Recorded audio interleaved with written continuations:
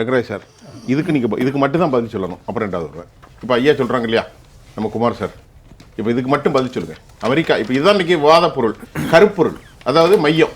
அமெரிக்காவுடைய பேச்சுக்கு, பிரசிடென்ட்டுடைய பேச்சுக்கு ஏன் வந்து ஹெசிடேஷன், ரிலக்டன்ஸ் பாலிட்டிஷியனா? How do you react that? இல்லை, அதுக்கு ஒரு முக்கிய காரணம் என்ன காரணம்? முதிர்ச்சி, நிறைகுடம் எல்லாமே சொன்னார். உலகத்துக்கே தெரியும், முதல் அனௌன்ஸ்மெண்ட்டு சீஸ் ஃபயர் அப்படின்னு அனௌன்ஸ்மெண்ட்டு செஞ்சது ட்ரம்ப் தான். சரி. இந்தியா வாயத்திறக்கலை, சரி, பாகிஸ்தானும் தெரிவிக்கலை. சரி. முதல் அறிவிப்பு சீஸ் ஃபயர் அறிவிப்பு பண்ணது உலகத்துக்கே தெரியும். சரி. அதை அசைக்க முடியாத ஃபேக்ட். நீ என்ன வேணால் புரட்டலாம், அவங்க முதிர்ச்சி இல்லைன்னு சொல்லலாம், நிறைகுடம்னு சொல்லலாம், என்ன வேணால் சொல்லலாம். அதுக்கு இந்த கேள்விக்கு பதில் கிடையாது, பதிலே இல்லை. சீஸ் ஃபயர் அனௌன்ஸ் பண்ணது ட்ரம்ப், அமெரிக்கா சீஸ் ஃபயர் தான் அனௌன்ஸ் பண்ணாங்க. அது எல்லாருக்கும் ஷாக்காக இருந்தது. ஏன்னா இவங்க பாகிஸ்தான்லையும் அப்போ அறிவிக்கலை, இந்தியாவிலையும் அறிவிக்கலை. சரி. ஸோ அது முதல் அனௌன்ஸ்மெண்ட்டை இல்லைன்னு சொல்லிட முடியுமா? சரி. அது ஆகாசத்தில் பறந்து விட்டதா? எப்படி அனௌன்ஸ் பண்ணுறாரு? ஆனால் அரை மணி நேரத்துக்கு பின்னர் பாகிஸ்தான் கன்ஃபார்ம் பண்ணுறாங்க, இந்தியாவும் கன்ஃபார்ம் பண்ணுறாங்க. அது பொய், அது சீஸ் ஃபயரு. அவர் சொன்னது எந்த விதத்தில் ஒன்று பொய். சீஸ் ஃபயர்ன்றதை அறிவிக்கும். நான் பேசினேன், இந்த ரெண்டு நாடும் சீஸ் ஃபயர் ஒத்துக்கொண்டது. இல்லைனா இது வந்து இராணுவ நியூக்ளியர் வாரா போகிறதுக்கான ஆபத்தெல்லாம் இருக்குது, அதெல்லாம் தவிர்த்து விட்டேன். அது என்ன வேணால் காரணம் சொல்லட்டும். ஆனால் அறிவித்தது ட்ரம்ப் தான். அதுக்கு பிறகு பாகிஸ்தான் சொல்கிறாங்க. ஒரு 3/4 மணி நேரம் கழிச்சு இந்தியா மெல்ல அதை கன்ஃபார்ம் செய்யுது. இப்போ இந்த டைம் கேப், டைம் லைன் நீங்கள் எடுத்து பார்த்தீங்கன்னா தெளிவாக தெரியுது ட்ரம்ப்போட அறிக்கைன்னு. ரெண்டாவது, பேர் சொல்லி குறைக்கலன்னா அது வந்து நாட்டில் பெரிய சர்ச்சையாக போயிட்டுருக்கு. ட்ரம்ப் இந்த மாதிரி சொல்கிறாரு, அதுக்கு பதில் சொல்ல வேணாமான்னா யாருக்கோ பதில் சொல்லணும் இல்லாமல் காங்கிரஸ் கட்சிக்கு மட்டும் நாட்டில் பதில் சொல்லிட்டா போதுமா? நான் சொல்கிறேன், காங்கிரஸ் கட்சி ஒரு நாட்டில் 20% ஓட்டு இருக்கு. அந்த 20% மக்களுக்கு மட்டும் நீ பதில் சொல்லிகிட்டே இருக்காங்க. காங்கிரஸ் செய்யலையா, அவங்க எது செய்யலையா, நேரு அதை செய்யலையா, அதை செய்யலையான்னு காங்கிரஸ் கட்சிக்கு மட்டும் பதில் சொன்னால் நாட்டில் போதுமா? இன்னும் 80% மக்கள் இருக்காங்க, அதை மறந்துடக்கூடாது. அவங்களாம் பதில் கேள்வி கேட்குறாங்க. அதாவது ஃபண்டமெண்டல் இஷ்யூ என்னென்னா, இந்தியா பாகிஸ்தான் என்பது, இந்த பிரச்சனை என்பது பைலேட்டரால் நாங்கள் ரெண்டு நாடுகள் உடைய பிரச்சனை. ஆமாம், அப்படி பேச்சுவார்த்தை இருந்தால் நாங்கள் பேசி தீர்த்துப்போம். ஆனால் பேச்சுவார்த்தை நடத்தல, அது வேறு விஷயம். இது பைலேட்டரல் இஷ்யூ. இந்த இந்தியா எந்த காலத்திலும் மூன்றாவது நாடு தலையிட அனுமதித்ததே கிடையாது. இப்போ இது முதல் முறையா? இது முதல் முறையா? உங்கள்கிட்ட வரேன். சரி, இப்போ வரேன். இது முதல் முறையா? நீங்க அப்படி இல்லைங்க, உங்களுக்கு டைம் தரேன். அமெரிக்கா ஜனாதிபதி, இது முதல் முறையா அமெரிக்க ஜனாதிபதி பாகிஸ்தானும் இந்தியாவோட பேசி நான் வந்து சீஸ் ஃபயர் அனௌன்ஸ் பண்றது இதுதான் முதல் முறை. ஆகவே பைலேட்டரலா இருக்கிற பிரச்சனையை மூணாவது நாடு உள்ள கொண்டு வந்து எப்படி அனுமதிதுன்னு ஒண்ணு. இரண்டாவது, அந்த அனுமதி இல்லை, அதை தாண்டி அந்த அறிவிப்பை ஏற்றுக்கொள்கிறோம் என்று இவங்க சொல்றாங்க.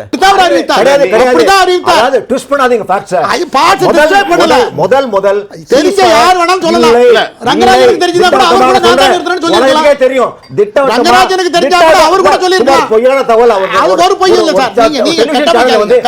தகவலை பதிவு செய்ய பார்க்க முதல் சீஸ் ஃபயர் அனௌன்ஸ் பண்ணது ட்ரம்ப் தான்.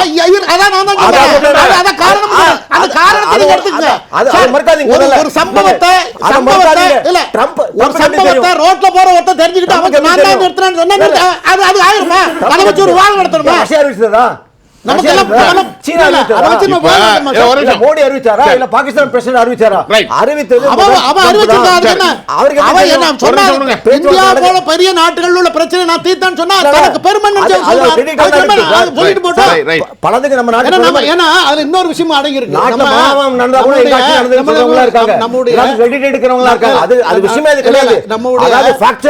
பேசணும் இல்ல, ஃபேக்ட்ஸ் வந்து ட்ரம்ப் வந்து சீஸ் ஃபயர் முதல்ல அனௌன்ஸ் பண்ணி ட்ரம்ப் தான். அவருக்கு எப்படி தெரியும் பாகிஸ்தான்?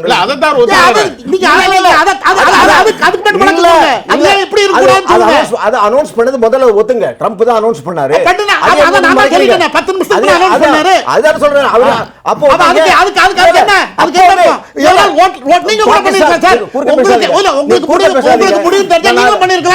நீங்க குறுக்க பேசாதீங்க. நான் சொல்றேன், பாகிஸ்தான் இந்தியாவும் பேச்சுவார்த்தை நடத்திட்டு இருக்கு. அப்போ அதாவது இந்தியா அறிவிச்சதா? பாகிஸ்தான் அறிவிக்கணும் சார். ஏன் அறிவிக்கணும்? ஏறக்கூடாது. ஏன் அறிவிக்கணும்? பாகிஸ்தான் கெஞ்சி அதுல தான் பெருந்தன்மை அடங்கி இருக்கு. இந்திய அரசு- பெருந்தன்மை அதுல தான் இருக்கு. இல்ல, இல்ல, நான் இந்தியாங்கிற ஒரு பாரத நாட்டினுடைய இப்போ- பெருந்தன்மை அதுல தான் அடங்கி ஒரு இருக்கு. நிமிஷம். கத்தி பேசுறது ஒண்ணு ஆபத்து இல்ல, ஒரு கிடையாது. நிமிஷம். உண்மையை நீங்க மறக்க முடியாது. சார், இல்ல, இல்ல, மறக்க- நான் உண்மையை மறக்கல.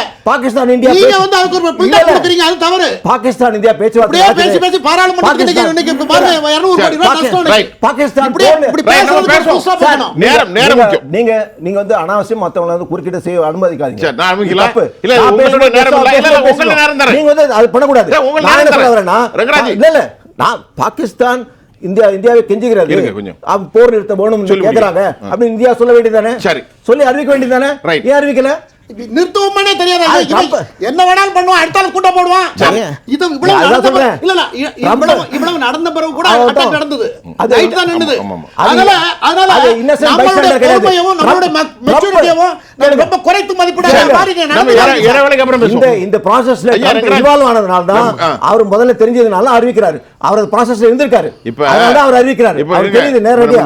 இவர் எப்படி அறிவிப்பாரு? இன்னும் நிறைய ஆரம்பத்துல நீங்க எல்லா பாலையும் அடிச்சிட்டீங்கன்னா நம்ம 50 நிமிஷம் பேசணும். இல்ல, நோபாலா போட்டுறாங்க சார். நோபாலா. நீங்க அம்பையர் நோபால்னு சரி, சொல்லணும். ஏன்னா ரொம்ப இன்ட்ரெஸ்டா நோபால் போயிட்டு போடுற இருக்கு. அம்பையர் நம்ம இருங்க, சலீம் சார் இருங்க. நோன்னு காட்டணும். இல்ல வைடுன்னு காட்டுங்க. நானும் கிரிக்கெட் பிளேயர் தான். எனக்கு தெரியும் நேர்களே. ரூல்ஸ் எல்லாம். ரங்கராஜ் சார் இருங்க. எப்படி பேசுறீங்க? போரே இல்லையே. அமெரிக்கா கையில போர் கொடுக்கணும். அமெரிக்கா நீங்க அதான் தூட்டிக்கிட்டு இருக்கீங்க. 22 நிமிஷம். கொஞ்சமாவது ஒரு இல்ல. ஒரு தேச சார், குமார், தேசப்பற்று, குமார், தேசத்து சொன்னாரு. மேல பற்று, குமார், ஒரு நிமிஷம். இல்ல, இல்ல, 1971 போர். என்ன தூட்டிக்கிட்டே இருக்கிறது என்ன பேச போறீங்க? அது தூட்டிக்கிட்டு சாதனை. என்ன செய்ய? என்னத்தை சாதிக்க? 1971 நடந்தது போர். அது குமார், சாதனை. பாகிஸ்தான குமார், குமார், ஒரு நிமிஷம். நீங்க அந்த மாதிரி எல்லாரும் இருக்கீங்களா? இப்ப ராஜ்நாத் சிங் வர சார் ரங்கராஜ் சார் இப்ப கேளுங்க. நான் அமித்ஷா நல்லா இல்ல. ஒரு நிமிஷம் அமித்ஷா அவர்களுடைய பேச்சு இப்ப நான் என்ன சொல்றேன் நம்ம டெமோக்ரஸி ப்ராசஸில் இறையாண்மை கொண்ட தேசத்தில் ஹோம் மினிஸ்டருடைய எக்ஸ்பிளனேஷன் ப்ரொக்ளமேஷன் சொல்லுவோம் ஒரு பிரகடனம் முடிஞ்சு போச்சு இப்போ ராஜ்நாத் சிங் அதே சொல்றாங்க டிஃபென்ஸ் மினிஸ்டர் 9 முகாம்கள் அளிக்கப்பட்டிருக்கிறது 22 நிமிஷத்தில் 100க்கும் மேற்பட்ட தீவிரவாதிகளை நாங்கள் காலி செய்திருக்கிறோம் அமெரிக்கா எங்களுக்கு எந்த அழுத்தமும் கொடுக்கவில்லை டிஜிஎம்ஓ பாகிஸ்தானிலிருந்து இந்தியாவுடைய டிஜிஎம்ஓடு பேசினார்கள் எந்த பாகிஸ்தான் வந்து எங்களை அளித்தீர்களோ அவர்களை நாங்கள் வந்து சரியான முறையில் அளித்திருக்கிறோம் ஆப்போசிஷன் இந்த மாதிரி கேள்வி எழுப்பிட்டிருக்கிறது எத்தனை தடவை சொன்னாலும் இந்திய போர் விமானங்கள் வீழ்த்தப்பட்டது என்று நாங்கள் சொல்கிறோம் பாகிஸ்தானை வீழ்த்தி விட்டோம் என்று நீங்கள் எத்தனை போர் விமானங்கள் இந்தியாவில் இழந்தது என்று தேவையற்ற கேள்வி கேட்கிறீர்கள் என்று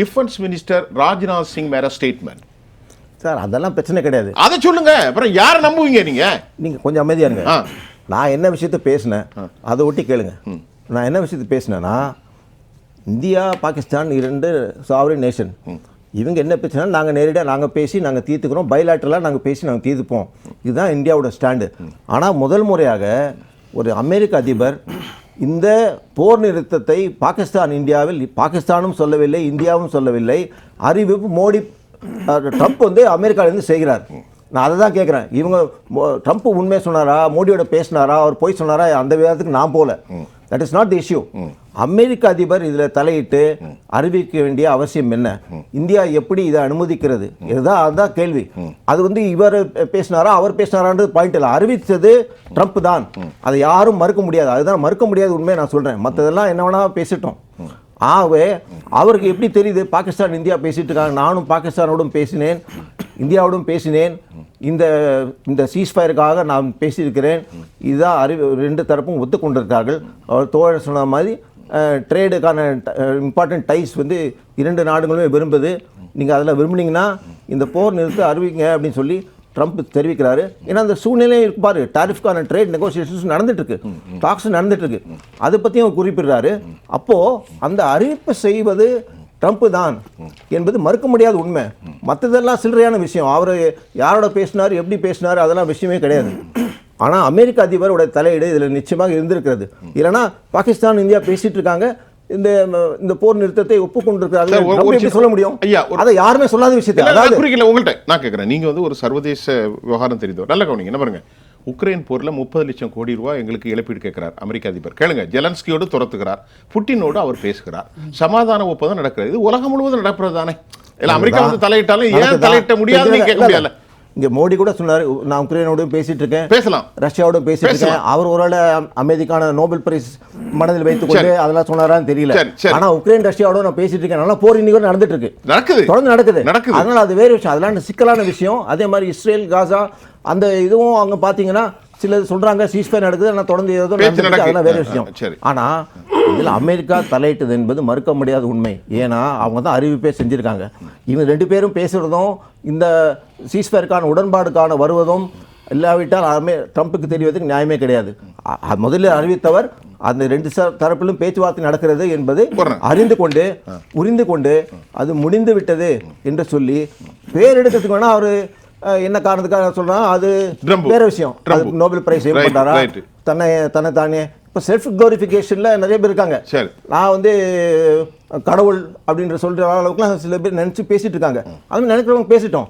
அவர் தன்னை மிக உயர்ந்த உலக நாட்டில் மிக உயர்ந்த தலைவர் என்று காட்டுவதற்காக அது சொல்லியிருக்கலாம். எந்த நோக்கமா இருந்தாலும் அறிவிப்பு செய்தது ட்ரம்ப் என்பதுதான் மறுக்க முடியாத உண்மை. ரெண்டாவது